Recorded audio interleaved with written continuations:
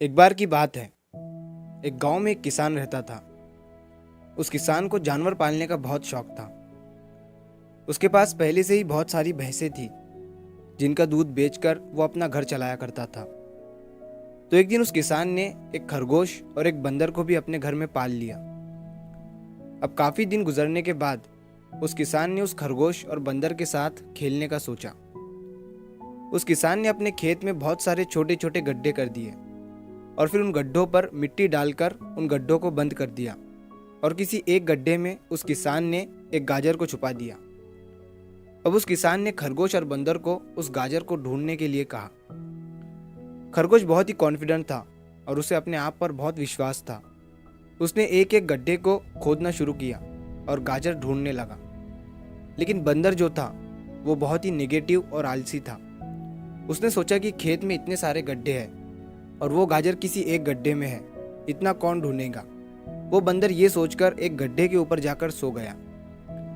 अब उधर खरगोश अपनी पूरी मेहनत से गाजर ढूंढ रहा था। एक एक करके खरगोश ने सारे गड्ढे देख लिए, लेकिन उसे किसी भी गड्ढे में गाजर नहीं मिली। सिर्फ एक गड्ढा बाकी रह गया था जिसके ऊपर बंदर सो रहा था। अब खरगोश बंदर के पास जाता है और उसे उस गड्ढे पर से उठने के लिए कहता है।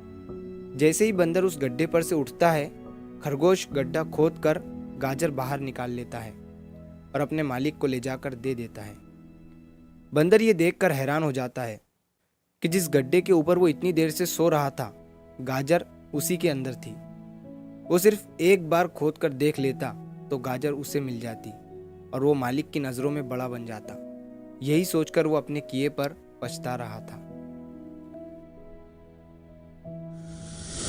दोस्तों, इस कहानी से हमें 3 बहुत बड़ी सीखें मिलती है। पहली ये है कि हमें कभी भी अपने काम के प्रति नेगेटिव नहीं सोचना चाहिए। जैसे उस बंदर ने सोचा कि इतने सारे गड्ढे हैं और गाजर किस गड्ढे में है पता नहीं। यही सोचकर उसने उस काम को अपने लिए बड़ा बना दिया। और दूसरी सीख हमें इस कहानी से ये मिलती है कि हमें एटलीस्ट कोशिश भी तो करनी चाहिए, क्योंकि हम जब तक कोशिश नहीं करेंगे किस्मत भी हमारा साथ नहीं देंगी। अगर वो बंदर जिस गड्ढे पर सोया हुआ था वहां से ही गाजर को ढूंढना शुरू करता तो उसे गाजर मिल जाती, लेकिन उसने कोशिश ही नहीं किया।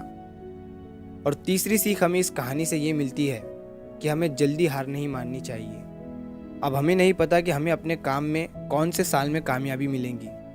वो 2025 हो सकता है, 2030 हो सकता है या 2032 भी हो सकता है, लेकिन हमें कामयाबी तभी मिलेंगी जब हम पॉजिटिव सोच के साथ कोशिश करते रहेंगे और हार नहीं मानेंगे। तो अगर आप इस कहानी को और भी लोगों तक पहुंचाना चाहते हो तो इस वीडियो को लाइक करो ताकि YouTube इस वीडियो को और भी लोगों तक पहुंचाए। और अगर कहानी अच्छी लगी हो तो हमारे चैनल को सब्सक्राइब ज़रूर करिए। मिलता हूं मैं अगली बार इसी तरह की कहानी के साथ। तो सब्र करो, शुक्र करो और ज़िंदगी में आगे बढ़ो।